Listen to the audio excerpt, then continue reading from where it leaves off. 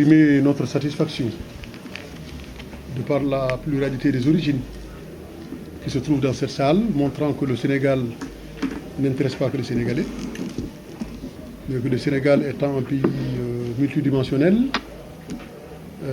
il a une réputation internationale qui fait qu'à chaque fois que le cas du Sénégal est posé, des personnes d'origine culturelle différente viennent assister pour essayer de savoir le Sénégal et plus.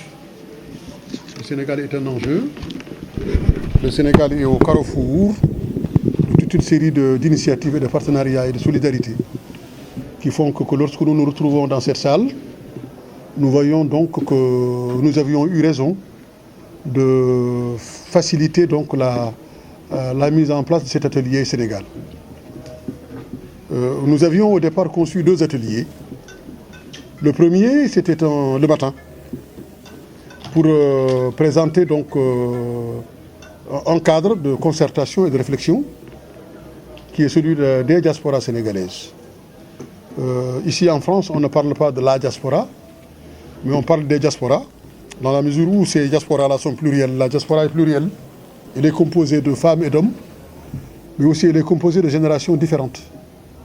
Ces générations n'ont pas la même lecture de leur statut de diaspora, ils n'ont pas leur même vision, ils n'ont pas les mêmes rapports avec le pays d'accueil, et ils n'ont pas aussi les mêmes rapports avec le pays d'origine.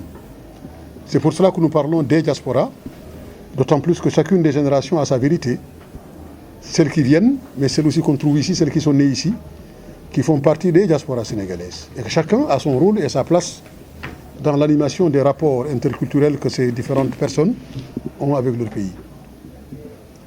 Je m'appelle donc Mamadou Dème, je suis docteur en sociologie des migrations et du développement local, consultant expert sur les questions migratoires, migration internationale, migration et développement, co-développement, coopération décentralisée, et je travaille beaucoup sur les concepts de diaspora et territorialité. J'ai à ma droite, même s'il n'est pas forcément de la droite selon la lecture française, l'ambassadeur, son Excellence, l'ambassadeur M. Souri Kaba, qui est directeur général des secteurs sénégalais de l'extérieur, qui a la charge depuis 2012, n'est-ce pas? Donc, du suivi des Sénégalais de l'extérieur partout où ils sont à travers le monde. Avec la complexité de la charge qu'il a, la difficulté de ses missions, d'autant plus qu'il est dans des calendriers qu'il ne maîtrise pas, des calendriers qui sont difficiles à anticiper, mais néanmoins, il fait face à ces enjeux donc, que constituent les Sénégalais dans les différents pays où nous vivons, de par nos fonctions d'émigrés partis chercher, mais aussi de par notre fonction de représentant de notre pays, de l'image de notre pays, dans les différents pays où nous vivons. Nous avons Madame Diouf, qui est la vice-présidente du CJD. CJD, c'est le Centre des jeunes dirigeants du Sénégal, qui sont des entrepreneurs au Sénégal qui ont fait le pari de s'ouvrir à la diaspora, de s'ouvrir aux créateurs de la diaspora, aux entrepreneurs de la diaspora, pour que entrepreneurs autochtones sénégalais et entrepreneurs de la diaspora se retrouvent dans le cadre d'interface et d'intermédiation qui sont susceptibles de construire des partenariats dynamiques devant participer à l'émergence et à l'essor du Sénégal. Nous les remercions de nous avoir interpellés, de nous avoir associés à cette présence qu'ils ont eue en France. Et je vous présente donc M. Ibrahima Kamara, qui est une des mémoires de l'immigration sénégalaise. Il est juriste de formation, il est directeur administratif dans une grande société française, mais il a la particularité de connaître les problématiques migratoires sous le bout des doigts. Et l'enjeu, l'intérêt d'Ibrahim, c'est qu'il connaît les vrais réseaux de la diaspora sénégalaise, qui est celle des réseaux villageois, qui sont le socle même de ce que constituent les diasporas sénégalaises, en dehors des réseaux estudiantins et des réseaux de cadres que nous avons ici, qui forment une globalité et une pluralité. Monsieur Ben Yahiassi, qui est le petit-fils de mon maître à penser, de mon maître en formation et de mon maître en politique, qui est l'ancien président du Conseil du Sénégal, le président Mamadou Dia. Donc c'est lui qui m'a enseigné. J'ai vécu auprès de lui un parcours de formation un parcours de conseil, un parcours de père et un parcours de maître. Donc j'ai eu la chance de rencontrer son petit-fils, qui a les mêmes qualités intellectuelles que lui, la même intégrité humaine que lui, et qui est un spécialiste de la diplomatie économique, qui, au-delà de cette formation en diplomatie économique, a aussi un parcours professionnel dans le secteur de l'immobilier, qui lui permet aujourd'hui de pouvoir proposer des pistes importantes dans ce qui intéresse la diaspora, dans sa démarche de réinsertion au pays, notamment l'accès à la propriété et l'accès au logement au Sénégal. Donc à partir de ce moment-là, je crois que c'était important que lui et Malick Faye, ayant travaillé sur une des thématiques qui nous concernent par rapport aux enjeux que porte la diaspora, il était important qu'il nous apporte son expérience et son expertise. Amadou Sylla est le président de SOS Casamance. C'est le militant engagé pour la paix au Sénégal et pour la paix en Casamance. C'est un des interlocuteurs, des acteurs de ce qui se passe en Casamance. Et grâce à son intervention, beaucoup de choses ont évolué en Casamance. De par sa capacité à affronter tout le monde, et sa capacité à leur dire les choses telles qu'elles sont. Mais Amadou Sylla n'est pas que ça. Amadou est un acteur social de l'immigration sénégalaise. C'est l'un des spécialistes de la lutte contre les décrochages scolaires en France, en faveur des enfants nés d'origine étrangère qui sont nés ici.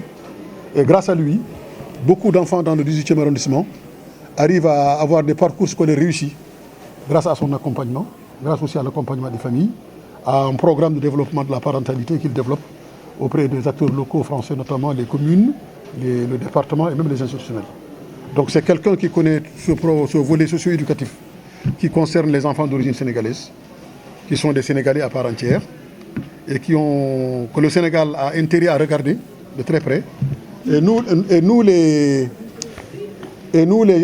les générations qui commençons à vieillir, nous avons besoin de relève.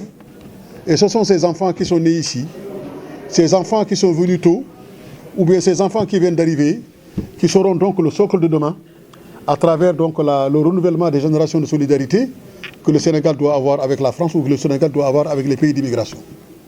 Donc nous avons la chance d'avoir quelqu'un qui connaît ce sujet. Et ce qui fait qu'aujourd'hui, Amadou Sylla et Nogaï Diaga Faye, qui est là, qui est une étudiante, qui connaît parfaitement bien la problématique du milieu étudiantin sénégalais. Et les enjeux que recouvre ce milieu étudiantin. Nogaï donc a un master 2 de gestion des collectivités territoriales. Donc malgré son jeune âge, bon, c'est une tête bien faite. Et qu'on a donc la chance d'avoir ces personnes. Il y a Mme Ramatoulaye Diouf, notre spécialiste social, qui est donc la responsable du volet social du consulat général du Sénégal à Paris, et qui gère nos retraites, nos décès, nos naissances, nos allocations familiales. C'est l'une des meilleures expertes de ces questions actuellement en France, par rapport à cette problématique qui touche la vieillesse sénégalaise en France, l'enfance sénégalaise, les droits sociaux, la convention bilatérale sociale. Donc Ramatoulaye est un apport considérable dans cette problématique-là. Bamba Sissoko, donc membre du groupe de travail, il est médiateur scientifique, diplômé en ressources humaines, il est médiateur scientifique à la Cité des Sciences. À partir de là, il crée l'interculturalité entre les domaines scientifiques, qui nous permet là aussi d'avoir des partenariats importants. Madame Kodou Ndiaye, qui est sortie d'HEC, qui est une banquière, qui a été donc conseillère à la Banque Postale, chargée de clientèle à la Société Générale des Banques, et aujourd'hui qui travaille à la formation des acteurs entrepreneuriaux pour les mettre dans une conduite de capacité de créer leur... Et je crois que CJD a donc tout intérêt à se rapprocher de Madame Kodou Ndiaye, parce que je crois qu'il y a des choses à faire ensemble par rapport à ces deux. Voilà donc l'équipe qui est venue donc vous parler du Sénégal. Et sinon, on a nos femmes qui sont là. Les femmes sénégalaises qui sont aussi en parcours de migration ici en France et qui aujourd'hui ont leur mot à dire aussi sur ce qui se passe. Parce que souvent, quand on parle de diaspora, on n'a pas tendance à se souvenir des femmes. Alors que si les hommes réussissent en France, c'est parce que les femmes sont là. Ou parce que les femmes se sont sacrifiées au village. Donc les hommes sont là. Donc cette altérité entre hommes et femmes qui fait qu'aujourd'hui la diaspora sénégalaise est riche et que nous sommes aujourd'hui fiers donc d'être là pour vous présenter un peu les idées du groupe de travail. Je crois que c'était important que lui et Malik Faye ayant travaillé sur une des thématiques qui nous concernent par rapport aux enjeux que porte la diaspora, il était important qu'il nous apporte son expérience et son expertise. Aujourd'hui, fier donc d'être là pour vous présenter un peu les idées du groupe de travail sur lesquels nous travaillons. L'année dernière, le président Ousmane Tanor Dieng, qui est la troisième institution de la République du Sénégal, est venu à la rencontre de la diaspora. Et au fur et à mesure de nos rencontres, est sortie l'idée de mettre en place un pacte État-diaspora-collectivité territoriale sur une idée lumineuse de la PIX que le président Ousmane Tanor Dieng a repris et a demandé qu'à partir dans l'organisation de ce pacte, il faudrait nécessairement qu'il y ait des éléments de connaissance. Ces éléments de connaissance qui pourraient contribuer donc à élaborer ce pacte entre la diaspora et les autorités sénégalaises. D'où son idée de lancer la création de groupes de travail sur les diasporas sénégalaises dans leur globalité et dans leur complexité et dans leur composition plurielle. Et depuis le 1er septembre, nous avons donc ouvert ces travaux. Nous avons été contraints de nous arrêter parce qu'il y avait des élections au niveau du Sénégal, parce que la chance que nous avons ici en France, c'est que nous sommes plusieurs Sénégalais appartenant à des chapelles politiques différentes. Mais nous avons réussi à protéger la diaspora de ces chapelles. Quand il s'agit de la diaspora, nous oublions tous nos appartenances politiques.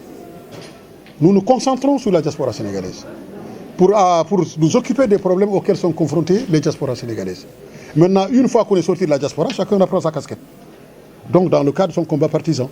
Mais la diaspora est mise donc en veilleuse par rapport à ça, parce que nous estimons que nous vivons les mêmes problèmes, qu'il n'y a pas de lieu de comportement ou de machination politico-politicienne, qui n'a pas lieu d'être, parce que notre intérêt, c'est d'être une force à travers notre pluralité pour qu'en face, avec notre État, nous soyons en capacité de trouver des solutions. Voilà, monsieur l'ambassadeur, comment ça se passe. Donc aujourd'hui, nous avons 4 thèmes sur lesquels nos compatriotes vont exposer les idées, qui ne seront pas des idées définitives, mais c'est des idées qui vont être enrichies par la salle, que nous allons donc prendre, et qu'à partir de ce moment, dans nos prochaines réunions, nous allons exploiter. Donc la prochaine réunion du groupe de travail, c'est le 29 juin, donc au consulat général du Sénégal à Paris, où nous allons travailler toute la journée pour enregistrer notre démarche, aplanir un calendrier de travail, aller à l'assaut des pays européens et africains pour avoir la visibilité la plus complète de ce que peut être les diasporas sénégalaises à travers le monde, proposer au mois d'octobre un rapport au président du Haut Conseil, qui celui-ci sera donc soumis à l'approbation des autorités de l'État qui ont en charge de l'immigration internationale sénégalaise, et à partir de celle-ci, élaborer un avis qui sera remis au président de la République. On a fait une étude et on ne va pas parler seulement d'une banque de la diaspora, mais également sous le label d'un bureau opérationnel pour la diaspora et l'investissement. Parce qu'on a diagnostiqué 3 causes. Des causes financières, des causes commerciales et des causes économiques au sein de cette diaspora qui a été rappelée et plurielle. Au niveau des causes financières, on a constaté une absence de captage des flux financiers en faveur de l'investissement comme le foncier pour la diaspora et en termes de productivité. On a également constaté l'absence d'un guichet unique d'information, d'accès au capital, au foncier pour la diaspora. On a également constaté l'absence de structures financières autonomes, l'insuffisance de prévoyance de la diaspora. La deuxième cause, c'est les causes commerciales. C'est une insuffisance de législation encadrant l'investissement de la diaspora. Des taxes aéroportuaires et douanières, des appels d'offres non préférentiels et une fiscalité lourde. Le troisième échelon a été une insuffisance de la réglementation sur la spéculation financière et immobilière dont sont victimes, nous, les membres de la diaspora.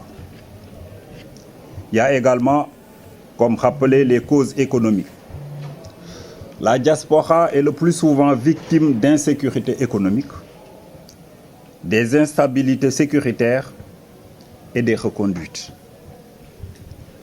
Il y a une absence de la diaspora à la médiation économique, la formation et la reconversion économique. Des filières économiques à fort potentiel territorial sont inexploitées par la diaspora. C'est à partir du diagnostic de cette situation qu'une proposition est en gestation. On a commencé à travailler là-dessus et le résultat final sera proposé lors de l'atelier final et remis aux autorités. Au-delà de cette banque, on a pensé à un guichet unique autonome et parallèlement à un bureau opérationnel de l'investissement de la diaspora. Cet ensemble comportera 3 échelons également. On a pensé au niveau de la Banque nationale de développement économique à transformer un de ces aspects sous la forme d'une banque dépositaire afin de recueillir l'investissement de la diaspora. Il y a eu malheureusement dans les années 70, début des années 80, un cas avec la BNDES qui a malheureusement périclité. Et beaucoup de nos parents qui étaient dans les foyers avaient placé là-bas leur argent. Et quand cette banque a fait faillite pour des raisons que nous connaissons, parce que c'était des crédits qui ont été alloués à gauche, à droite, en fonction des affinités politiques, en fonction des affinités religieuses, nos parents, ces concitoyens de la diaspora, qui avaient investi à travers des actions au niveau de la BNDES, se sont retrouvés, excusez-moi du terme, sur le carreau. Jusqu'au moment où l'on parle, ces compatriotes n'ont jamais été dédommagés. Quand vous allez dans les foyers, vous rencontrez les vieux, ils vous racontent cette anecdote, ils vous racontent ce malheur qu'ils ont vécu, et ce précédent pose un problème de confiance entre la diaspora et les autorités étatiques. C'est pour cela que nous allons suggérer également aux autorités que si le mode opératoire de cette banque ou bien qu'une filiale de la BNDE sera créée sous forme de banque dépositaire, qu'il y ait d'abord un travail de remise en confiance de cette diaspora vis-à-vis de ces institutions ou bien de cette future institution bancaire et que des garanties soient également apportées.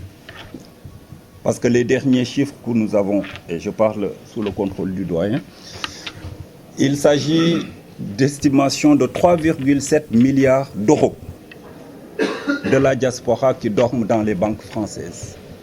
3 milliards 842 millions 790 000 euros. Exactement. C'est beaucoup plus précis. Qui dorment dans les banques françaises. Et donc, cet argent pouvait être récupéré s'il y a suffisamment de garanties pour qu'en lieu et place que l'État du Sénégal ou bien certains États africains aillent sur la place financière internationale comme Londres ou Amsterdam pour prendre des crédits à des taux excessivement élevés, cet argent pouvait être injecté pour le développement de notre économie à moindre coût. Il y a également un fonds, on parle maintenant de fonds, d'achat de fonds d'eurobonds sur la place internationale. On pourrait mettre en place un fonds commun de placement. Il s'agira de convaincre la diaspora d'investir dans ce fonds ou bien dans ces fonds de placement avec peut-être un taux de rendement beaucoup plus alléchant pour attirer ces investissements. Il y a également, vu l'acuité de la question, la nécessité de la création d'un département juridique et des affaires sociales. Parce que vous le savez, au niveau de la diaspora, les gens rencontrent beaucoup de difficultés sur le plan social. Madame Diouf est là pour en témoigner. Les cas qui défilent au niveau du bureau social du consulat. Parce que récemment, une étude a été faite et on a vu qu'au niveau de cette diaspora, il y avait une diaspora associative, il y avait une diaspora civile, des gens qui étaient venus pour faire des études et qui sont finalement restés en France, qui ont eu à fonder des familles, à avoir des enfants, et qui n'ont pas les mêmes problèmes et qui n'ont pas la même problématique que la diaspora associative, qui est plus tentée par le développement territorial, par les gens ou bien les compatriotes, les parents qu'ils ont laissés au pays, comment mettre en œuvre pour que ces gens-là aient suffisamment de dispensaires, suffisamment d'écoles, suffisamment de collèges, suffisamment d'eau potable et même des projets maraîchers. On a également constaté qu'il y a une diaspora, et ça rejoint Madame Diouf, les projets sur lesquels leur association travaille, cette diaspora entrepreneuriale des Sénégalais qui ont fait ici des études, qui ont créé des entreprises et qui peut-être à un moment donné pensent à rapatrier leurs fonds ou bien les bénéfices au Sénégal. Donc ces trois aspects nous font penser maintenant au dernier échelon, et c'est là où je vais finir.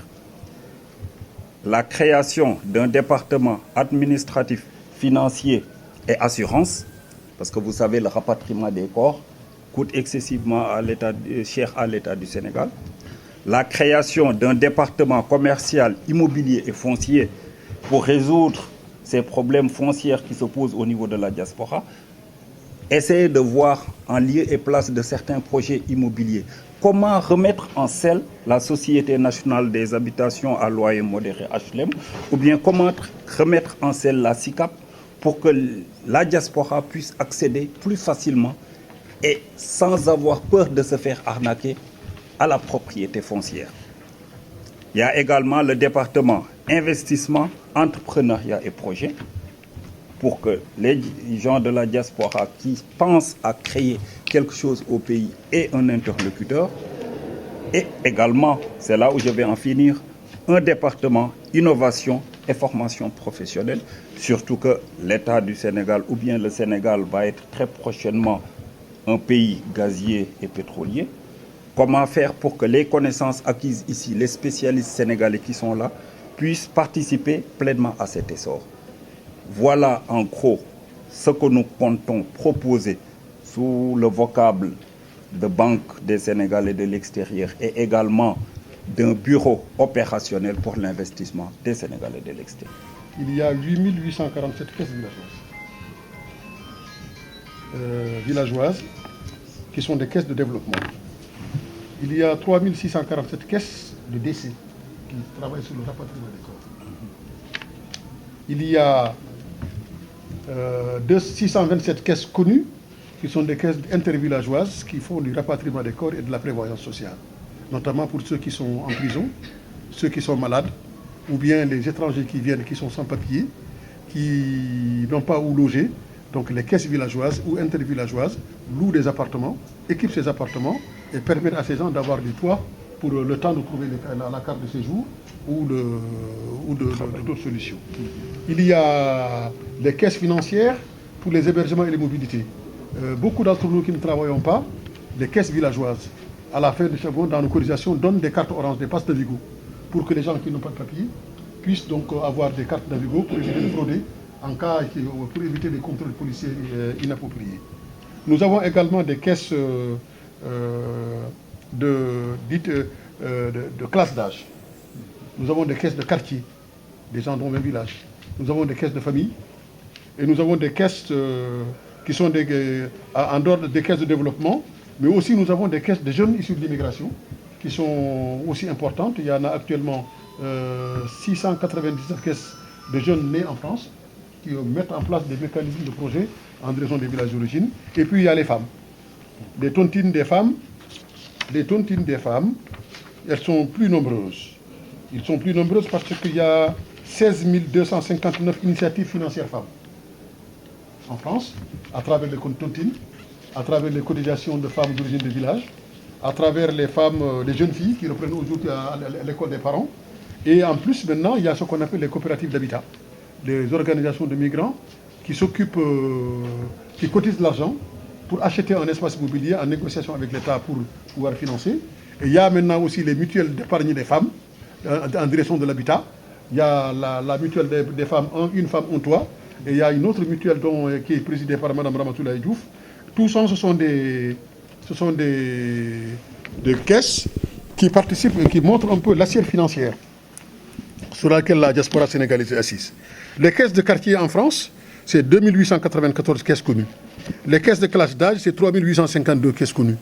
Les tontines des femmes, il y a, qui varient entre 20 € et 1000 € selon les destinations prioritaires. Il y a 128 000 tontines en France, gérées par des femmes. Il y a 7854 tontines masculines, 2650 tontines mixtes et 1890 tontines de jeunes issus de l'immigration. Qui ça, toutes, généralement, là, c'est l'argent informel, immergé, qui n'est pas de, etc. Mais les autres ont des comptes ouverts dans des banques françaises, notamment à la Société Générale des Banques, à la Banque Populaire, à la Caisse d'épargne Écureuil, à la Banque Postale, au Crédit Coopératif et une autre banque. Elles sont 7. Ce sont ces 7 banques qui centralisent, et la BNP Paribas, qui centralisent donc l'ensemble des dépôts des Sénégalais de l'extérieur, qui sont les connus par les caisses villageoises, c'est 3 milliards 842 millions d'euros 790 000.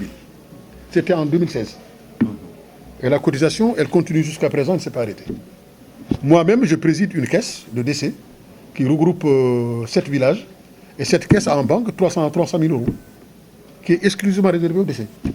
Donc tout ça, il y a un potentiel financier sur lequel la diaspora souhaite discuter avec l'État pour voir concrètement comment mobiliser cet argent susceptible d'aider. Mais il y a une autre somme d'argent qui est plus importante que celle-là, Excellence, c'est les droits non reversés au pays d'origine.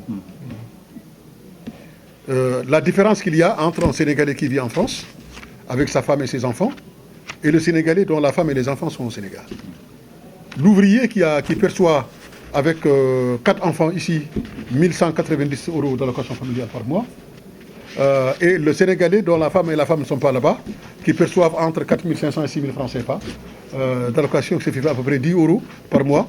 Vous voyez le différentiel. Mais ce différentiel n'est pas reversé au Sénégal.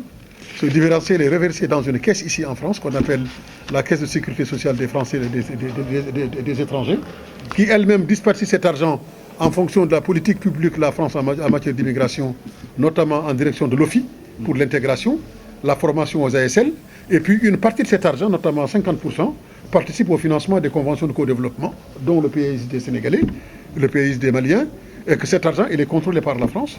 L'État du Sénégal ne vient pas chercher cet argent. Alors que 20% de cet argent, c'est 50 milliards de francs CFA. Donc il y a un potentiel. Il faut que nous, qui avons ces informations, qui connaissons ces réseaux, les mécanismes par lesquels la France capte cet argent, que nous nous asseyions avec vous, qu'on vous file l'information, qu'on vous donne l'information, qu'on vous accompagne, qu'on co-élabore ensemble les outils de négociation pour que le Sénégal puisse récupérer cet argent et en faire donc un moyen d'instrumentalisation, un moyen d'émergence, surtout aussi un moyen de financement de son programme social en direction des enfants dont les parents sont à l'étranger et dont on connaît tout le monde au Sénégal, les questions des besoins en matière de santé, les besoins en matière d'éducation. Cet argent, qui est un des droits de l'argent des Sénégalais, pris sur leur cotisation sociale dans le cadre de leur travail, sur leur salaire, ça appartient aux Sénégalais. Donc le Sénégal se doit de faire l'effort d'aller chercher cet argent. Et nous sommes prêts à travailler avec vous sur ces questions-là pour voir comment on peut récupérer ça. Brahim Kamara. Tantôt, M. Bensi a parlé des problèmes fonciers au Sénégal. Comment un Sénégalais de France peut accéder, dans le cadre d'un projet soit agricole, avicole ou de maraîchage, accéder au foncier. C'est très complexe. Malgré les avancées que nous avons notées dans le Code des collectivités locales de 2013, qui est une avancée formidable en matière de déconcentration et de décentralisation. La loi permet une collaboration entre les municipalités et les diasporas. Mais au moment de prise de décision, la voix de la diaspora n'est que consultative. Ça ne permet pas à un émigré comme moi de participer à la prise de décision pour l'accès au foncier. Or, comme nous le savons, les projets ne se font pas entre ciel et terre, ils ne se réalisent pas dans les eaux, mais dans un espace foncier bien déterminé. C'est vrai, on a 3 grands types de fonciers au Sénégal. Je parle sous le contrôle de Son Excellence, Monsieur l'Ambassadeur, dans les zones urbaines ou dans les zones rurales selon. Il y a le domaine national, il y a le domaine public, ainsi de suite. Mais pour accéder à cela, on a beau faire une demande d'attribution d'1 hectare, de 2 hectares pour faire du maraîchage, il nous est très difficile d'accéder à cela. Voilà le premier frein pour l'investissement, pour inverser la tendance de l'émigration par des projets. Ça, je crois que M. l'ambassadeur est mieux placé que moi, parce qu'il est tout le temps dans les régions, il est confronté à ces problèmes de terres qui sont gérés pratiquement de manière féodale. Je mets le mot entre guillemets. Il y a aussi un autre phénomène de blocage. Comme la France est la fille aînée de l'église dit-on, qui, comme le disait Senghor, veut du pain pour tout le monde, mais à condition que ce pain soit français. Je m'explique. Elle a mis en place, la France, plusieurs types de cartes de résident ou de cartes de séjour, selon. Et ces cartes de séjour, aujourd'hui, constituent des freins inexplicables quand on veut sortir avec le peu d'économie que nous avons fait pour aller investir au Sénégal. Et là, encore, ça se durcit de plus en plus. Alors, après 40 ans de vie et de dur labeur en France, on vous propose la carte de séjour retraité. C'est quoi? Vous pouvez partir, sortir de la France, rentrer comme vous voulez, mais vous perdez une grande partie de vos droits sociaux. Vous n'avez même plus accès à la sécurité sociale, sauf pour des maladies bénignes, mal de dents, douleurs au ventre, ainsi de suite. Mais aucunement, les grandes opérations médicales ne sont pas prises en charge par la sécurité sociale pendant que vous continuez à être prélevé à la source. Je crois que c'est un frein. Il y a l'autre facteur qu'administrativement, beaucoup de nos compatriotes ignorent. À partir de 60 ans, plus 1 heure, ou 1 jour si vous voulez, vous avez droit à une carte de résident valable 10 ans, mais avec mention carte de résident permanent. Cela vous permettra de garder tous vos droits sociaux à condition que votre adresse soit fixée en France. Une fois que votre adresse est dans un autre pays de résidence, la France vous oppose l'inexportabilité des droits sociaux. Alors, moi qui espère sur ma maigre retraite, je ne sais pas comment je vais faire dans 1 an, pour aller acheter une charrette et un âne chez moi à Dembakane pour investir, je me demande comment est-ce que je pourrai vivre après, quand on aura diminué, amputé ma retraite de près de 45%. Il y a l'autre facteur qui est inégalitaire. C'est que la France permet aujourd'hui à un jeune étudiant qui arrive en Master 2, après ses études, elle lui propose une carte dite talent et compétences, valable 3 ans, renouvelable 1 fois.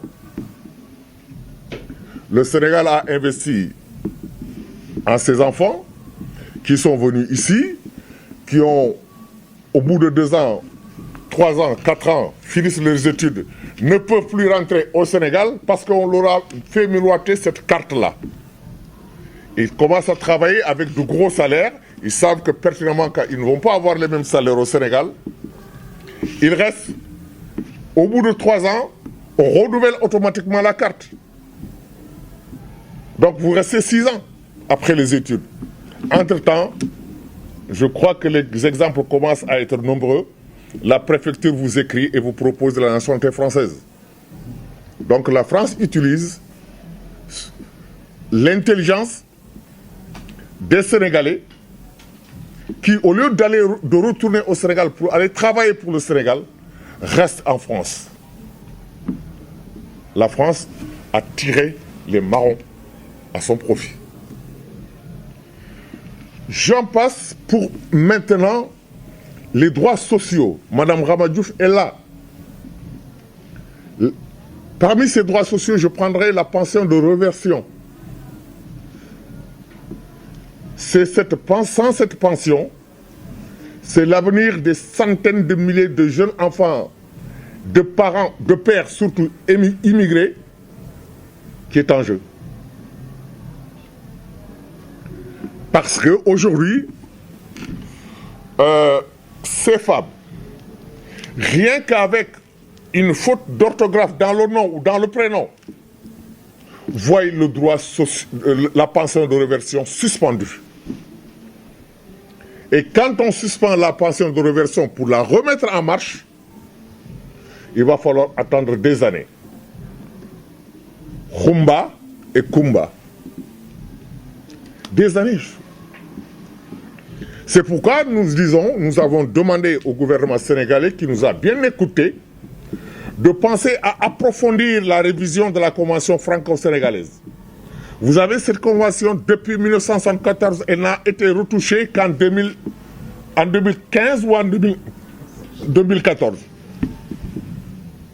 Là, on a noté des avancées sur le taux des allocations familiales, mais le nœud du problème, juridiquement, il est là. La France s'oppose à l'exportation des droits sociaux vers le pays de la nouvelle résidence. Excellence, vous avez du pain sur la planche pour verser ça dans le corbeil de notre ministre des Affaires étrangères, éventuellement pour envisager un arrangement administratif, non serait-ce que sur ce plan-là. Pour terminer, le problème financier. Moi, je vous dis, quand vous me dites, quand j'entends des chiffres qu'on donne sur l'apport des Sénégal à l'extérieur en termes de finances, je dis, mais quelles sont vos sources? Parce que moi, quand je voyage, ce que les parents me donnent par-ci, par-là, dans les enveloppes, c'est au-delà de 50 000 € chaque fois que je voyage, mais cet argent-là n'est pas comptabilisé. Donc, il est temps qu'il y ait une institution bancaire, financière, bien adéquate, qui doit être décentralisée. Parce qu'en fait, le gros du problème, c'est que les 95% des Sénégalais de France viennent des régions périphériques.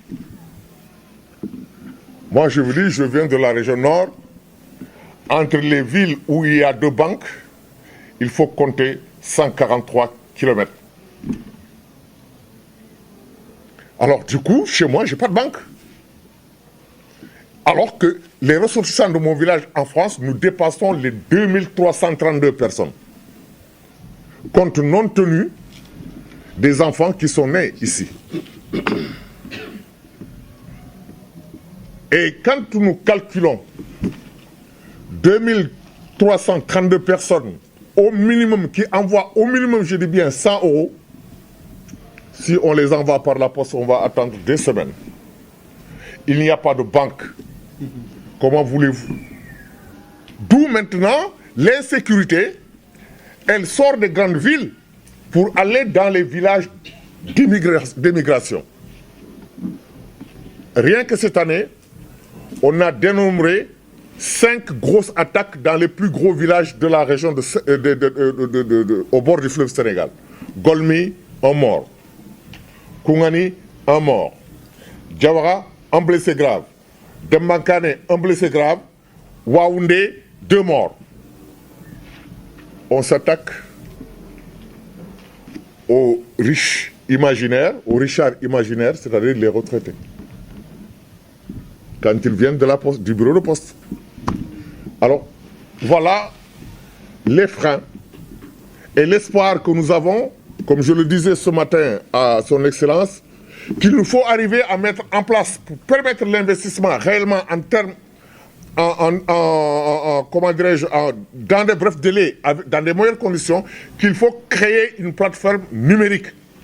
Je ne pense pas que le fait de faire venir des fonctionnaires du Sénégal pour les affecter à des agences ici qu'on va créer, la plateforme numérique, comme en Israël, permettra à chaque futur porteur de projet d'accéder aux meilleures informations en peu de temps et à moindre coût. Je vous remercie. Ibrahima a laissé en jachance un volet important. Il a parlé des ressources humaines, des ressources financières, surtout au niveau des talents. Dans ce réseau talent, Excellence, on retrouve 7 maires élus en France, dont 2 femmes, qui sont maires de leur ville, sénégalaises. Nous avons 2 députés. Nous avons 2 députés sénégalais à l'Assemblée nationale sénégalaise, française. Nous avons un député sénégalais en Espagne, un député sénégalais en Italie et une députée sénégalaise européenne au niveau du Parlement européen.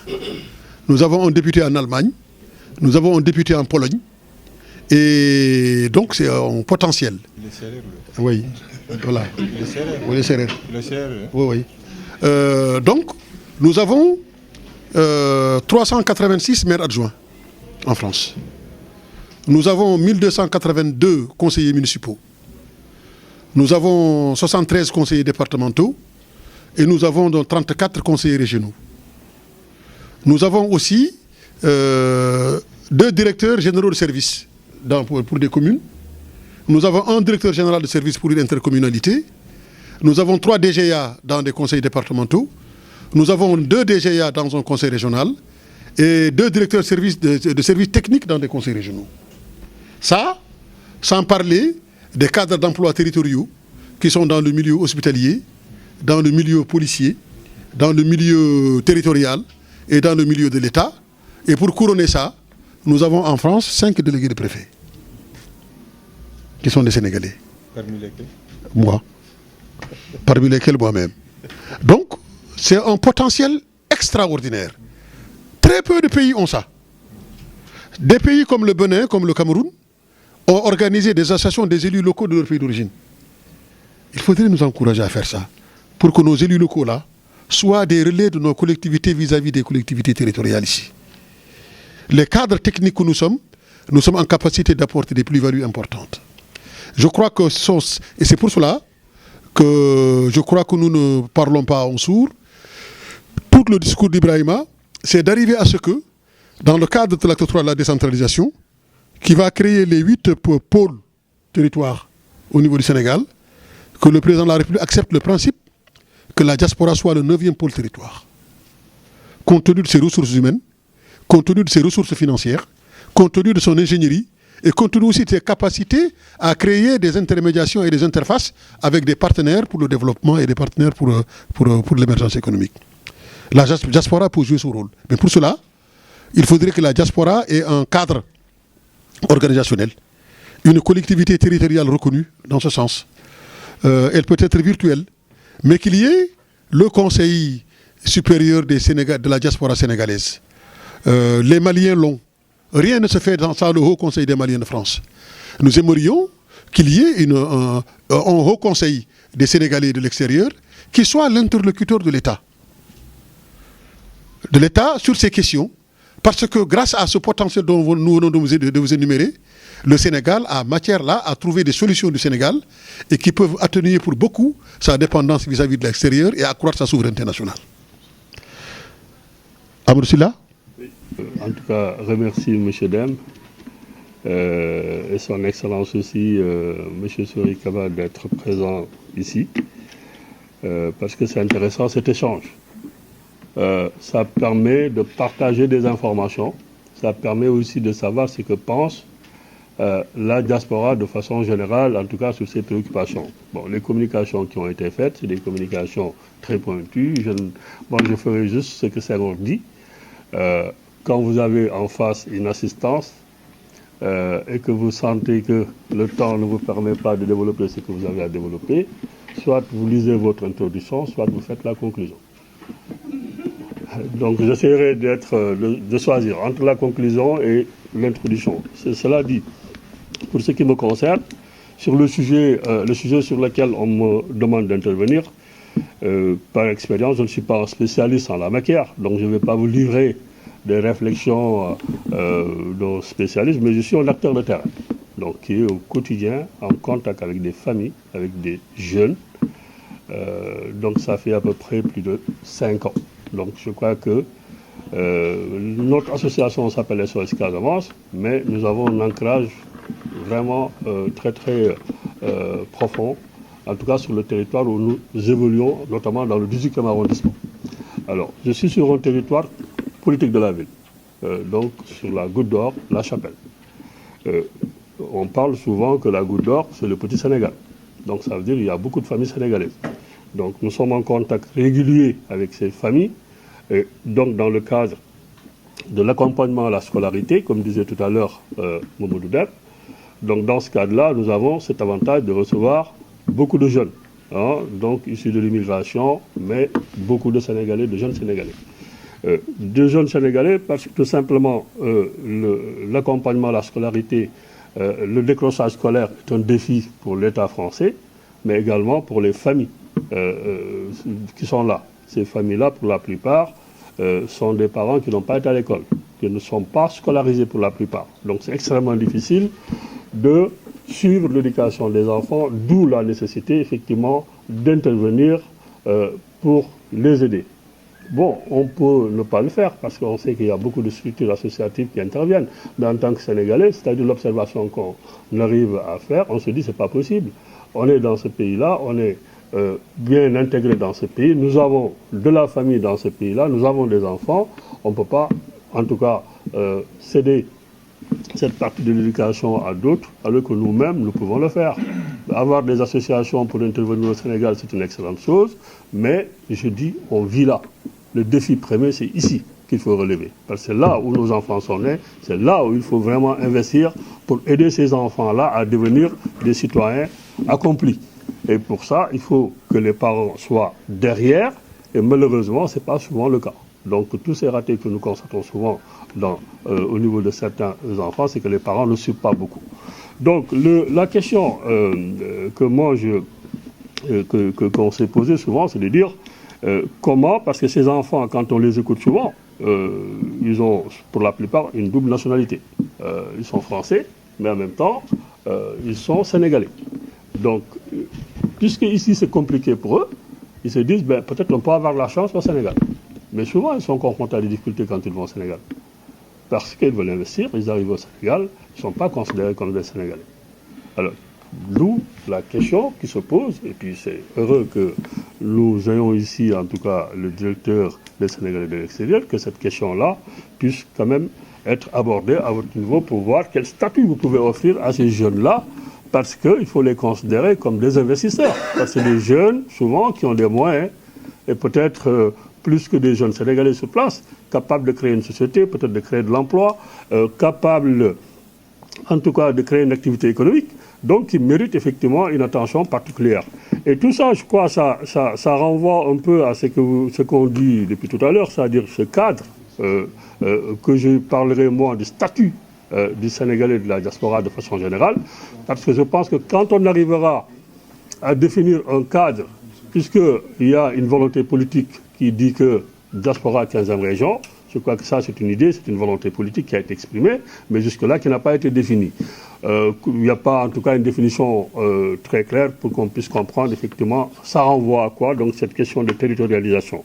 Et donc je crois que si juridiquement et politiquement on arrive effectivement à définir tout ce cadre-là, peut-être que la problématique, le problème qu'on pose ici, notamment qui concerne ces jeunes, peut être pris en compte dans ce cadre-là et permettre à ce que ces jeunes-là, demain, puissent être des investisseurs, en tout cas, intéressants pour le Sénégal, parce que c'est des jeunes. Ils peuvent étudier ici, ils peuvent travailler ici, avoir un peu d'argent, et cet argent-là, ça peut quand même servir pour la création des richesses au Sénégal, pour la création de l'emploi. Donc, voilà un peu la réflexion qui, en tout cas, s'impose à tout le monde, parce que moi, je trouve qu'il n'y a pas de solution, mais c'est une réflexion, et que des jeunes qui sont là, que je vois dans la salle, doivent aussi porter cette réflexion-là, et que les familles, les parents que nous sommes aussi, nous devrons porter cette réflexion-là. Donc ce n'est qu'un début pour moi du problème qui est posé. Donc il faut continuer cette réflexion-là à long terme dans les assises qui viendront pour arriver effectivement peut-être à des propositions beaucoup plus concrètes. De nous avoir permis le CJD et nos partenaires Anima et le consortium du Maroc et de la Tunisie de nous permettre d'être là pour parler de notre projet, le projet DiAfrique Invest. Et en même temps, lorsque j'entendais Madame parler, ça me touchait droit au cœur parce que j'étais étudiante ici en France, à Paris. Et je comprends ces problématiques, tout ça. Et bon, nous, on essaie à notre niveau, parce que le Centre des jeunes dirigeants, c'est une association de jeunes dirigeants, de chefs d'entreprise au Sénégal. Et j'ai fait le même parcours. J'étais étudiante ici, de la diaspora, entre la France et le Canada. Et à un moment donné, j'ai décidé de rentrer au Sénégal pour vraiment essayer de développer à mon niveau ce que je vais dire le Made in Sénégal, les produits naturels. Et j'ai été aussi confrontée à un moment donné au manque d'informations de ma part. Qu'est-ce que je dois faire, qu'est-ce que je dois créer au Sénégal, comment le créer pour avoir accès au terrain, qu'est-ce qu'il faut faire. Donc c'est des problématiques liées au retour que moi-même j'ai vécu. Et c'est pour ça, bon, dans le cadre du CJD, on s'est dit on va être partenaire avec Anima qui est ici. Et pour vraiment voir comment aujourd'hui faire une cartographie des acteurs institutionnels et des organisations du secteur privé, vraiment pour voir comment aujourd'hui on peut développer l'investissement productif au Sénégal, au niveau de la diaspora sénégalaise, vraiment. Parce que quand même, comme vous venez de dire, il y a pas mal de transactions, pas mal d'argent qui quitte la France ou bien l'Europe pour aller au Sénégal, mais il faut vraiment investir au Sénégal. Mais comment le faire si vous n'avez pas la bonne information? Donc après avoir vraiment fait cette cartographie, on s'est dit, bon, c'est bien d'avoir fait une cartographie, d'avoir identifié et catégorisé les acteurs. Maintenant, il nous faudrait un endroit pour que tout le monde se retrouve. Donc on va justement créer une plateforme, comme disait M. Brahim, une plateforme dédiée vraiment aux Sénégalais de la diaspora. Et même aujourd'hui, que vous soyez Sénégalais de la diaspora, que même des entrepreneurs au niveau du Sénégal qui ont besoin d'informations, de connaître l'APIX, de connaître la DGSE, de connaître l'ADPME, au moins d'avoir cette plateforme-là qui sera numérique, qui sera bientôt au mois d'octobre, on va essayer de le lancer et on va vous prévenir d'ici là pour participer vraiment au démarrage de la plateforme. Parce que nous, on considère que tout le monde doit être dedans. Pas forcément peut-être l'association ou bien Anima. C'est pour ça aujourd'hui, on a eu l'honneur d'avoir son Excellence, M. Souri Kaba, qui nous a accompagnés franchement depuis le début du projet et qui nous ont accompagnés avec l'équipe derrière pour faire vraiment cette cartographie et de pouvoir faire la plateforme dédiée vraiment aux Sénégalais de la diaspora. Et même forcément, si vous n'êtes pas Sénégalais, vous venez du Maroc ou bien de la Tunisie, parce que le programme couvre ces trois pays-là. Aujourd'hui, vous avez envie d'investir au Sénégal, vous avez envie d'investir au Maroc, vous avez envie d'investir en Tunisie. Ça vous permet d'avoir une ouverture. Et l'avantage de ça, ça va être un réseau. Parce que déjà, le Centre des jeunes dirigeants, c'est un réseau d'entreprises, de chefs d'entreprise. Donc, si vous avez des questions, comme tout à l'heure, Mme Diallo qui avait des questions de réseau, là, on peut lui offrir ces réponses-là parce qu'on va vous mettre en rapport avec des gens qui sont vraiment dans ce domaine-là, dans votre domaine ou bien dans d'autres domaines, parce que nous, on a vraiment un grand réseau d'entreprises, de chefs d'entreprise.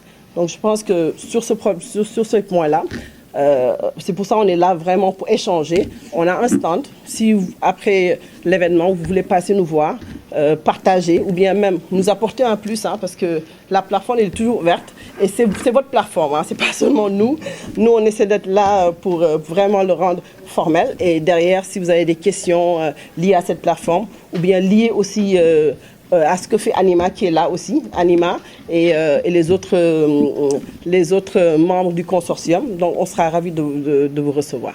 Concerne les étudiants et les problèmes, bon, peut-être, je dirais pas nous tous, on a été étudiants ici un jour, mais je pense que la plupart du temps, c'est le cas.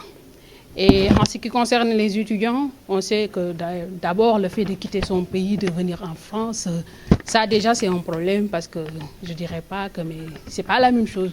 Quelqu'un qui habite au fin fond du Sénégal avec, je sais pas, le soleil et tout, tu débarques un bon jour en hiver en France, donc je pense que c'est pas la même chose.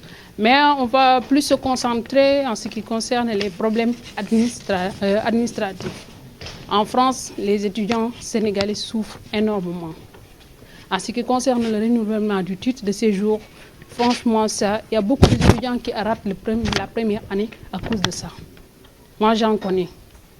La première année, on débarque à la fac, il faut régler la sécurité, l'assurance, il faut aller s'inscrire, il faut aller faire les démarches pour le logement.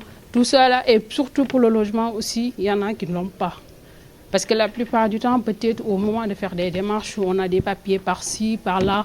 Mais arriver une fois en France, le logement, en fait, il y en a même des étudiants qui passent la nuit dehors. On l'a vu récemment sur un reportage. Un étudiant qui passait la nuit dehors et le matin est allé à la fac. Ça, je pense qu'en tant que Sénégalais, et j'interpelle les autorités sur cette question, on doit quand même faire quelque chose. Parce que nous sommes là, mais on pense au Sénégal. Donc, je pense qu'en ce qui concerne le renouvellement du titre de séjour, aussi, parfois, on passe la nuit devant les préfectures. Ça arrive. Et le lendemain, on est obligé d'aller faire nos cours. Et aussi, il y a un autre aspect pour le titre de séjour. Même pour le renouvellement, parfois, ça pose problème.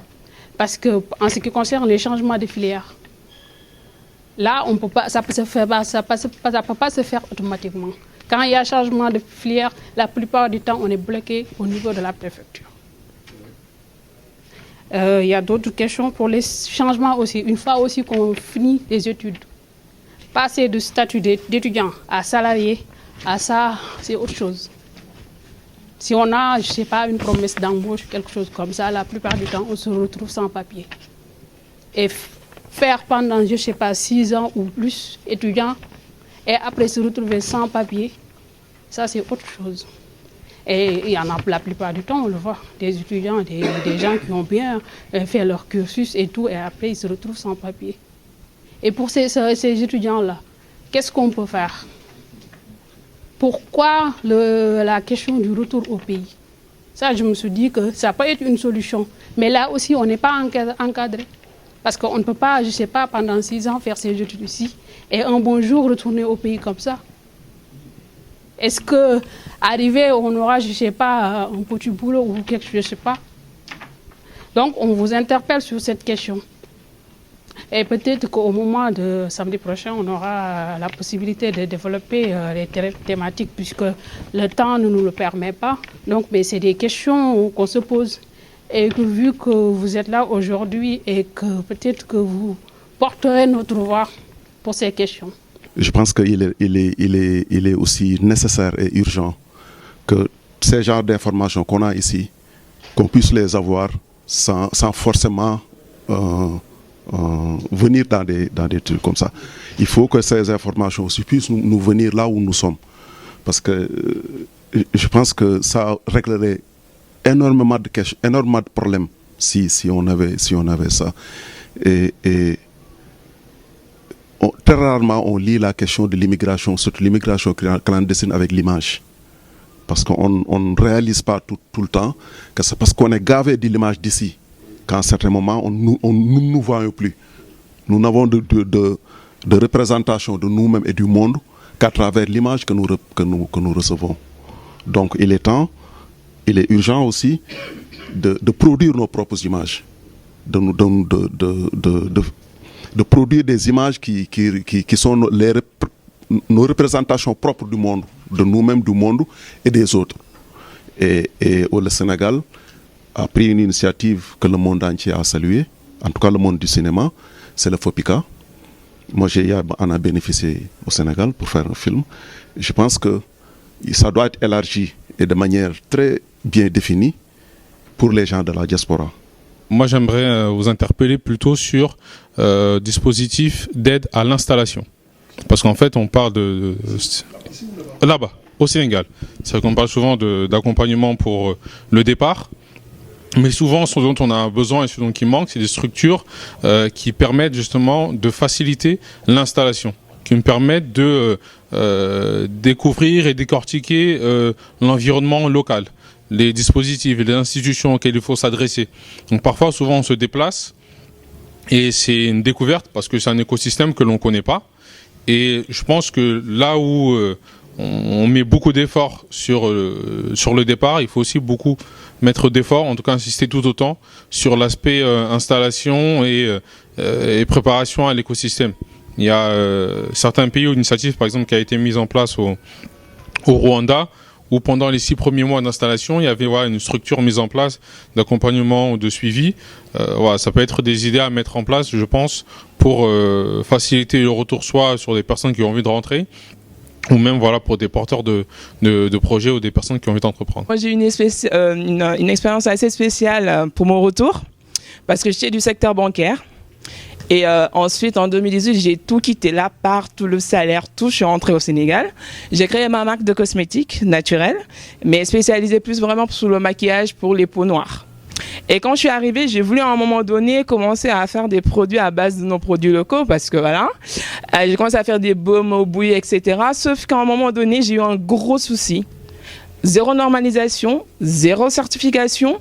Les matières premières, tout le monde se lève et se met à faire ses mélanges pour les cosmétiques. J'ai trouvé ça vraiment hallucinant. Et au bout de 7 mois, j'ai dû revenir ici, certifier ma marque et produire ici pour pouvoir envoyer à l'international. Donc du coup, moi, à un moment, je me suis dit, mais à quel moment nous, on va se réveiller en Afrique pour nos matières premières quand un marché quand même des cosmétiques est estimé aujourd'hui à 13 milliards d'euros et que les grands se bousculent pour aller en Afrique par rapport justement au marché cosmétique, c'est hallucinant. Avec une croissance quand même prévue au niveau de l'Afrique de 20% chaque année. Donc il y a matière au fait. Qu'est-ce qu'on a fait nous au Sénégal pour pouvoir justement normaliser cette filière-là? Parce qu'aujourd'hui, je pense qu'il y a une autre casquette que porte Marietou, qui est justement la fondatrice des Tout Nature. On en a parlé quand j'étais au Sénégal. Sauf qu'aujourd'hui, on a besoin de normaliser ce secteur-là, de pouvoir proposer nous nos matières premières, même si c'est à l'extérieur ou même au sein du Sénégal, mais pouvoir vraiment rendre, comment on appelle ça, cette filière-là accessible, mais avec des normes. Parce qu'on n'en a pas. Tout le monde se lève, fait des mélanges.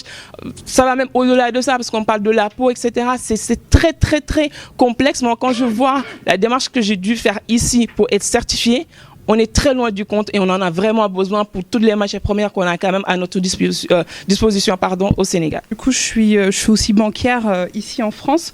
Je suis issue de la diaspora, même si aujourd'hui, j'ai fait mes études ici, je vis ici. Mais aujourd'hui, je me sens complètement impliquée par ces problématiques que vous avez énoncées tout à l'heure. C'est des problématiques, j'ai l'impression que quand vous parliez, c'était moi en fait qui parlais. Toutes les problématiques que vous avez citées, c'est ce que j'ai récolté auprès, parce que du coup, je fais partie, je suis membre actuel en fait des propriétaires de France. Et dans ces propriétaires de France, il y a des personnes qui souhaitent investir au Sénégal pour un achat immobilier, pour un investissement ou pour leur futur logement là-bas. Et du coup, on a relevé les mêmes problématiques. Moi-même, j'ai fait l'expérience. J'ai voulu acheter un bien au Sénégal avec un crédit. Moitié un apport et du coup déjà pour faire la demande de contact à l'agence immobilière j'ai attendu 3 semaines qu'on me réponde. Après j'ai dû appeler, pareil pour le crédit, j'ai demandé est-ce qu'on peut me diriger vers un établissement bancaire. Ils m'ont dit bon faites-le vous-même. C'était très très compliqué. Bon à la fin c'est bon, j'ai réussi donc tant mieux.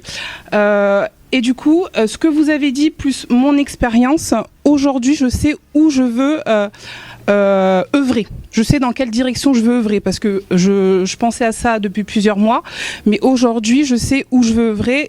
Et je vous demande, la Banque des Sénégalais de l'extérieur, aujourd'hui, quand est-ce que vous allez la créer et comment faire pour pouvoir œuvrer avec vous aujourd'hui? Un rappel de mon CV par rapport à mon parcours et par rapport comment j'en suis arrivée là aujourd'hui. Donc je voulais revenir sur la partie qui me tient à cœur aujourd'hui par rapport à l'entrepreneuriat. Donc effectivement, j'ai eu la chance de faire un parcours avec HEC pour entreprendre. C'est les grandes écoles, c'est aussi pas mal de sous en termes d'investissement. Là, ce qui nous intéresse aujourd'hui, c'est le Sénégal. Donc, pas forcément autant de moyens pour accéder à une formation de qualité de ce type. Et moi, ce que je veux mettre en place, je commence déjà à y travailler avec le réseau que j'ai à HEC et des avocats que j'ai pu rencontrer lors d'une intervention à l'Assemblée nationale, c'est à la mise en place d'un parcours de formation pour accompagner les femmes entrepreneurs, mais notamment les mères célibataires. Donc pourquoi cette cible en particulier? Parce que quand on veut entreprendre, ça nous prend aux tripes. Le projet qu'on porte, c'est comme notre bébé. Et à côté de ça, quand on est mère de famille, qu'on a des enfants, on ne veut pas sacrifier ni l'un ni l'autre. Or, les deux sont aussi importants l'un que l'autre et on a besoin vraiment d'être accompagné dans la démarche. On ne peut pas dénigrer l'éducation de nos enfants et en même temps, on ne peut pas bâcler toute la mise en application du projet parce que c'est là où la réussite de ce projet, elle s'ancre en fait. Et du coup, mon intervention là, c'est pour dire qu'il faudrait vraiment mettre en place à Dakar un centre de formation où on pourrait trouver dans un seul et même lieu des professionnels qui puissent accompagner ces femmes sur la structuration de leur projet d'entreprise, mais également qu'il y ait un volet qui soit lié à l'éducation des enfants parce que ce sont eux qui seront la population de demain, ce sont eux qui seront plus tard des futurs entrepreneurs et il y a un gros enjeu qui est là. Moi, HEC a validé mon parcours par rapport à ce projet-là et ce serait vraiment intéressant que les autorités sénégalaises ou les autres acteurs, notamment en faveur de l'entrepreneuriat, se penchent sur ces questions-là parce que les deux sont vraiment essentiels. Je voudrais vraiment remercier tous les intervenants d'avoir bien voulu accepter de partager des niveaux de réflexion assez pointus sur des questions qui préoccupent, qui intéressent et les Sénégalais de la diaspora et la diaspora africaine ou les diasporas africaines de manière générale. Je voudrais également remercier vivement la CJD qui a bien voulu que je sois là. J'avoue que je n'avais pas une idée de la manière dont ce forum s'organisait. L'année dernière, je n'ai pas pu venir, mais cette année, avec l'aide de Dieu, je suis là.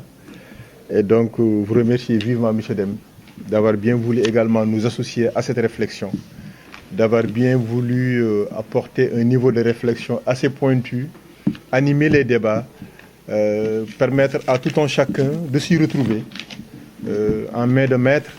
Et je pense que ça aussi, c'est l'expression de la diaspora sénégalaise. Quand elle est compétente, elle l'est. Et on vous en remercie vivement parce que vous êtes une image assez positive, un exemple réussi d'intégration de la diaspora sénégalaise en France. Alors, beaucoup de problèmes ont été évoqués, beaucoup de problèmes qui vont du foncier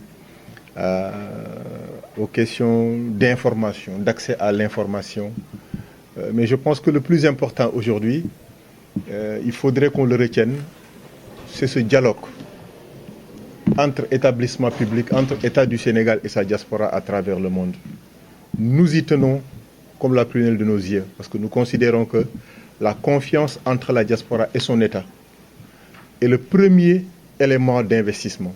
Parce que si la confiance n'est pas au rendez-vous, aucun de vous ne mobilisera aucun euro pour investir au Sénégal. Malgré que nos familles sont au Sénégal, nous les entretenons, nous les envoyons de l'argent, mais nous considérons que l'investissement productif, ça prend du temps. ça prend de la disponibilité. Et ça, il faut de la confiance pour le faire. Et donc, nous tenons à ce que ce climat de confiance-là s'instaure, afin que nous puissions, chaque fois que nécessaire, discuter, échanger, sans état d'âme, sans a priori, sans pour autant gérer aucune forme de cloisonnement. Et ça, c'est très important. Alors, l'accès au foncier.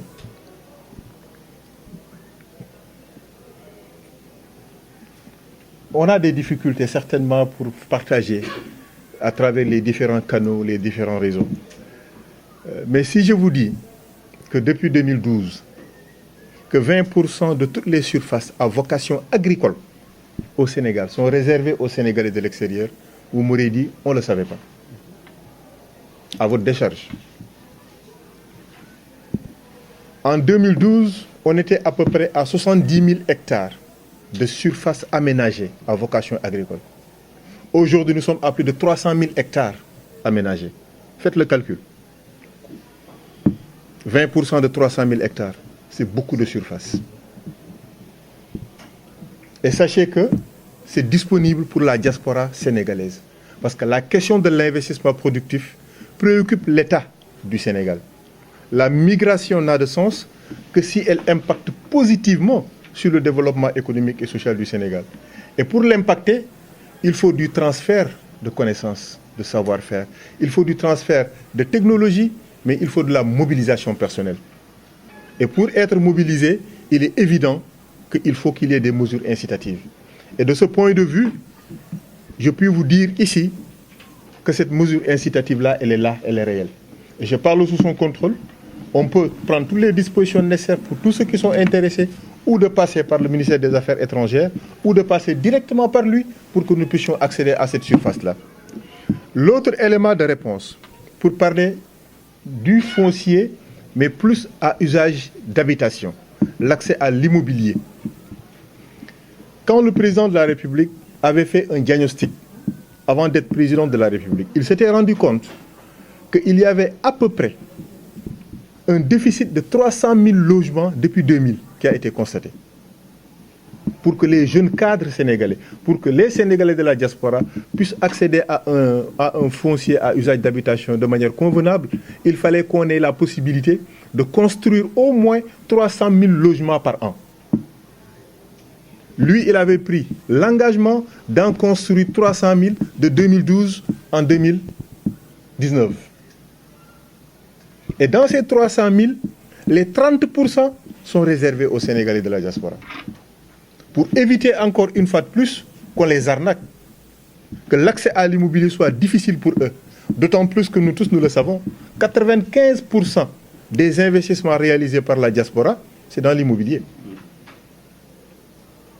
Et que donc, beaucoup parmi vous ont été victimes d'arnaques, beaucoup parmi vous, même souvent par vos propres parents. Ça arrive.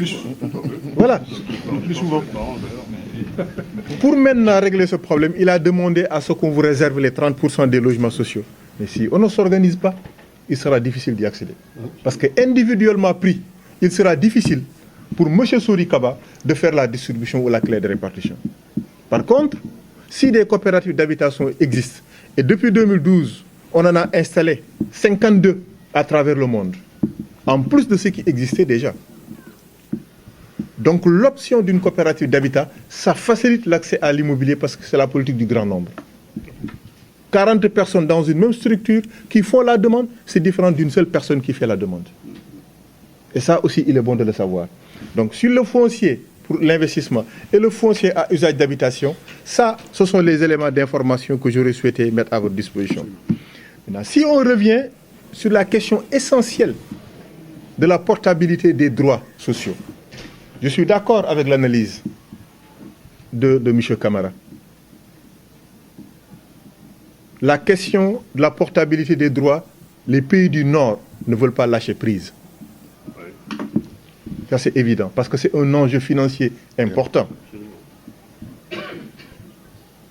Mais sachez que, foule le moyen d'Akhar, et que l'instruction, nous, que nous avons reçue, c'est que les intérêts des Sénégalais de l'extérieur soient protégés pour le cas de l'accord qui existe avec la France. Et pour cette raison, depuis 2015, il l'a dit, on est en négociation avec le gouvernement français pour revoir les termes et les clauses de cet accord social-là, mais jusqu'ici, on ne l'a pas encore paraphé. Ça évolue d'un pas, ça recule de deux. Mais c'est de bonne guerre, et il faut le comprendre. Mais les Français, au moins, ont accepté que l'on renégocie. L'Espagne et l'Italie nous disent clairement, si le Sénégal refuse d'admettre les accords de réadmission, eux, ils ne signeront pas d'accord social. Chantage. Le président a dit, ce n'est pas négociable. Les accords de réadmission ne sont pas négociables tant qu'il est là. Et les accords de réadmission, c'est quoi? Tous les Sénégalais en situation irrégulière seront systématiquement rapatriés chez eux. Qu'ils aient commis de crimes ou pas. Et qu'ils demandent à ce que le gouvernement signe un tel accord. Pour qu'ils acceptent, eux, de signer un accord social pour les travailleurs sénégalais qui sont en Espagne ou en Italie. Quelle aberration. Il n'y a aucun rapport. Mais c'est de bonne guerre. Mais dès lors que la diplomatie, c'est de la négociation, la diplomatie, c'est une question d'intérêt des pays respectifs, il est bon de savoir qu'à un moment donné aussi, on a le vent en poupe. Ce qui nous permet de serrer davantage le boulon et de pouvoir leur dire, venez à la table de négociation. Malheureusement, ce n'est pas beaucoup de fois ou tout le temps que nous avons le vent en poupe. Aujourd'hui, c'est le cas. Ils acceptent de négocier. Et on a échangé sur les projets d'échange entre l'Espagne comme avec l'Italie. Donc ça évolue petit à petit, en s'inspirant évidemment des évolutions attendues sur le cas de la France. Mais sachez que c'est des questions que nous portons au quotidien, même si c'est le ministère du Travail et de la fonction publique au Sénégal qui est le ministère de tutelle maître d'œuvre sur ces questions-là. Le ministère des Affaires étrangères accompagne le dispositif et facilite le travail de négociation. Pour la plateforme informatique, je pense qu'il a parfaitement raison. Il faudrait que nous réussissions à informer le maximum possible avec plusieurs canaux, plusieurs tuyaux possibles. Mais Mme Diouf l'a dit tout à l'heure et il vous a invité. Et c'est une dame sérère qui vous invite. J'espère que vous tous vous aurez à son invitation. À l'occasion du lancement prochain de la plateforme que nous avons conçue ensemble avec eux. Mais ce qui est certain, et c'est là un appel que je lance à l'endroit de la diaspora, la porte d'entrée d'un Sénégalais de l'extérieur, même durant ses séjours de vacances au Sénégal, c'est le ministère des Affaires étrangères. Il est bon de le savoir. La direction générale des Sénégalais de l'extérieur ne s'occupe pas des Sénégalais de l'intérieur. Mais il s'occupe des Sénégalais de l'extérieur. Autrement dit, quand un Sénégalais de l'intérieur vient me voir, un Sénégalais de l'extérieur vient me voir, je reçois d'abord le Sénégalais de l'extérieur parce que c'est lui à qui on m'a demandé de s'occuper. Donc c'est une fierté pour nous que de vous recevoir, discuter, d'échanger avec vous autour de vos préoccupations et de voir quelles sont les solutions à apporter. Mais sachez que les problèmes, on en a identifié un bon nombre. Parce que dans l'approche que nous avons développée jusqu'ici, nous avons 5 cibles prioritaires au niveau de la diaspora sénégalaise. La première, c'est les Sénégalais qui sont en situation régulière dans les différents pays du monde. Leurs problèmes sont différents des Sénégalais et qui constituent la seconde cible en situation irrégulière, qui ont d'autres types de problèmes, des problèmes de nature différente. La troisième cible, on l'a beaucoup dit tout à l'heure en parlant d'éducation, ce sont les enfants qui sont nés en migration. Ce ne sont pas des migrants, eux. Ils n'ont pas quitté un point A pour un point B. Ils sont nés dans le point B. Et si on ne prend garde et qu'il n'y ait plus de visa d'entrée dans ces différents pays-là, si on ne gère pas ces enfants-là pour qu'ils se ressourcent au Sénégal, pour qu'ils prennent nos us et coutumes, ils ne seront plus sénégalais. On va les perdre. Donc il y a tout un intérêt, tout un enjeu par rapport à ces enfants-là qui constituent la troisième cible. La quatrième cible, ce sont les femmes en migration. On est obligé de faire de la discrimination positive à un moment donné. Même si certaines sont venues par regroupement familial, mais d'autres aussi sont venus pour raison d'études, ou d'autres sont venus comme les hommes en migration tout court. Et enfin, les personnes du troisième âge. Ça, ce sont les 5 cibles qui constituent l'essentiel des actions sur lesquelles nous travaillons au niveau du ministère des Affaires étrangères et au quotidien. Alors, si on arrive à une telle segmentation, c'est pour pouvoir apporter des solutions circonstanciées, pour ne pas être dans un fourre-tout où en fin de compte, il sera extrêmement difficile de pouvoir tout régler en même temps. Mais aux côtés de ces différents problèmes auxquels nous cherchons une solution durable, il y a de nouvelles problématiques qu'il nous faut aborder. Et c'est là où maintenant les défis sont énormes.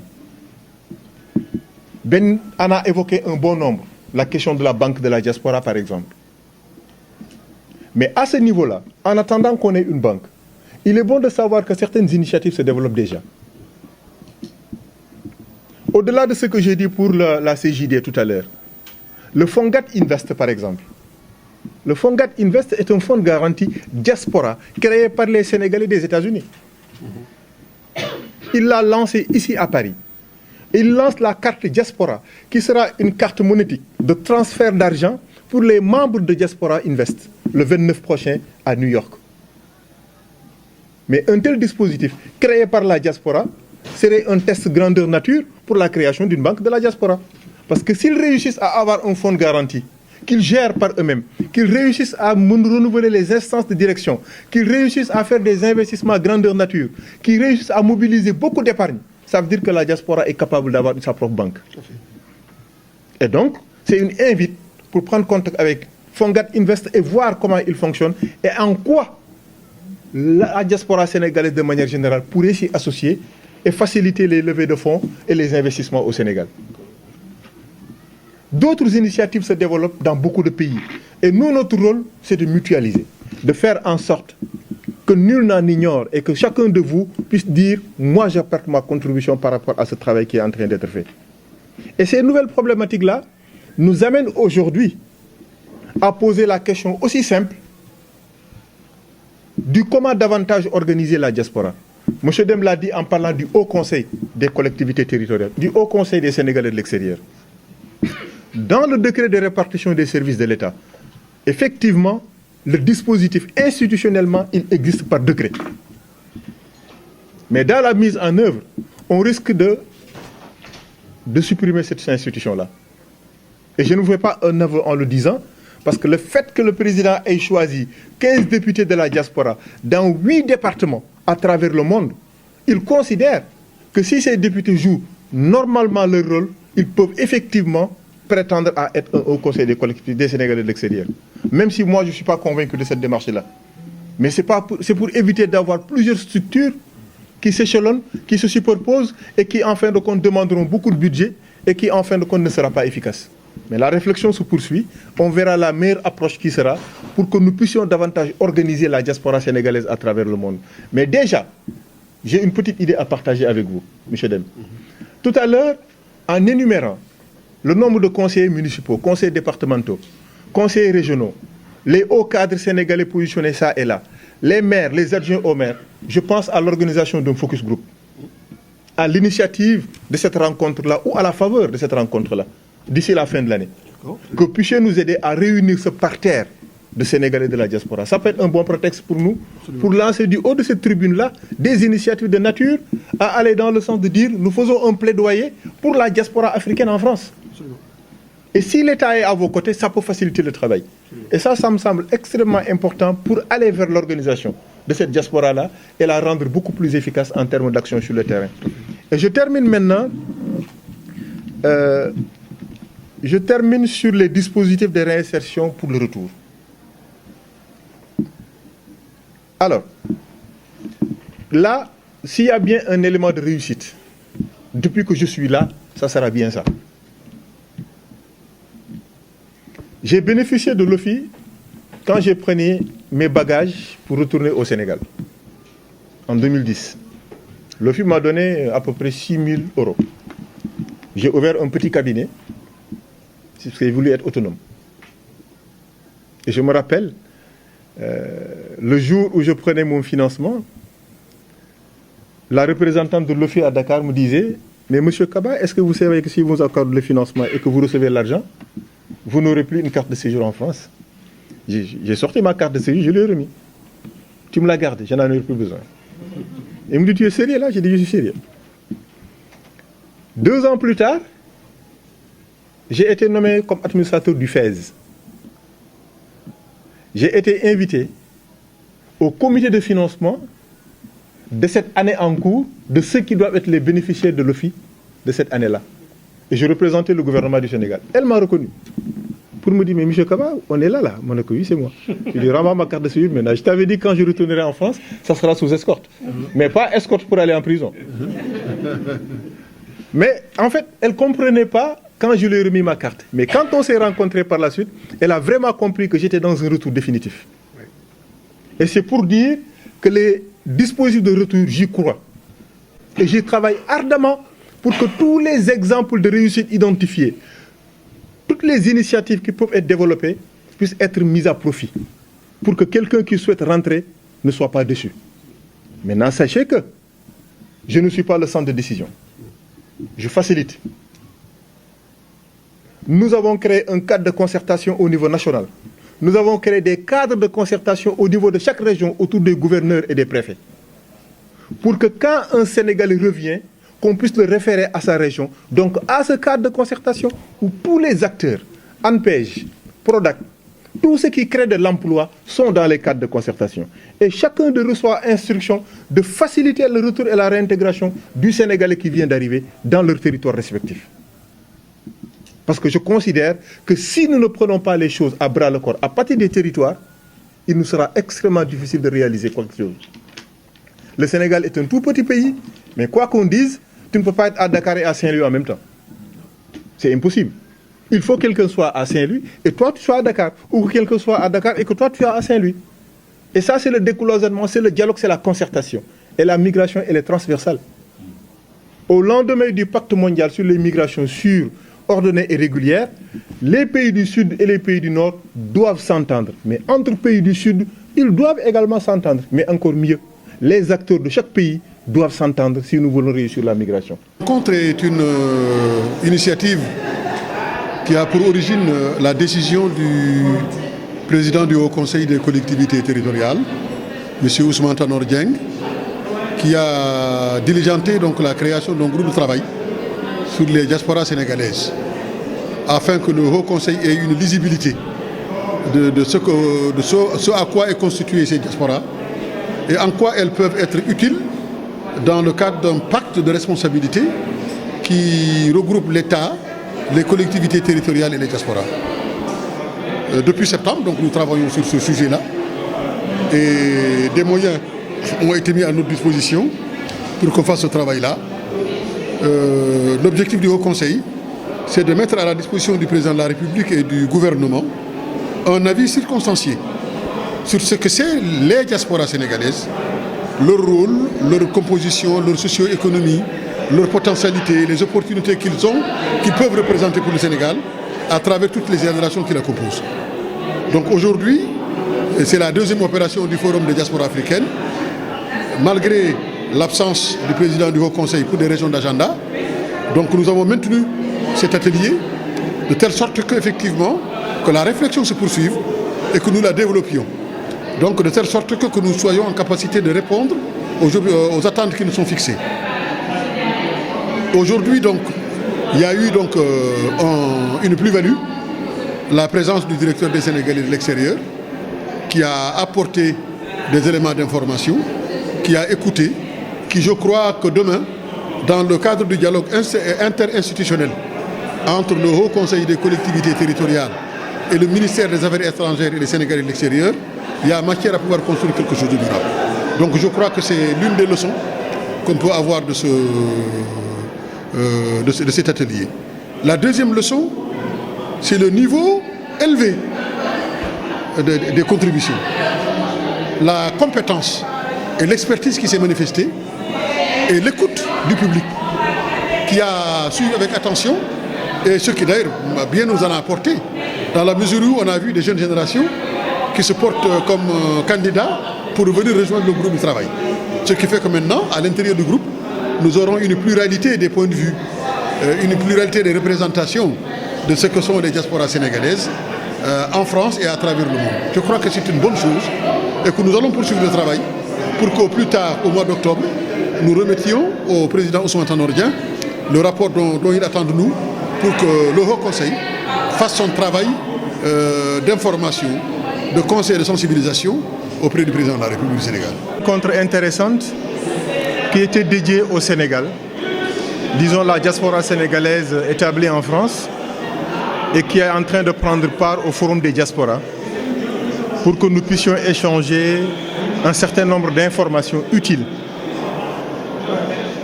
qui touchent à l'investissement au Sénégal, qui touchent à la politique de retour mise en place par le gouvernement du Sénégal, qui touchent aux initiatives développées par la diaspora elle-même, et qu'il faille qu'on essaie de trouver des voies de communication, des consensus forts à partir desquels chacun pourrait davantage se sentir sénégalais, mais également pourrait impacter positivement le développement économique et social du Sénégal. Parce que la croissance économique, quand elle tient sur la production industrielle, quand elle tient sur l'investissement des acteurs nationaux, il devient beaucoup plus profitable aux citoyens sénégalais de manière générale. Et donc, cette option qui a été prise de pouvoir dialoguer à l'occasion de ce forum-là est une option que nous avons saluée et ce qui justifie ma présence pour la première fois dans ce forum des diasporas. Et je pense que nous avons réussi à établir un bon consensus, un champ de compréhension mutuelle afin que chacun de nous puisse savoir ce que l'autre fait et que nous puissions avancer ensemble vers des perspectives.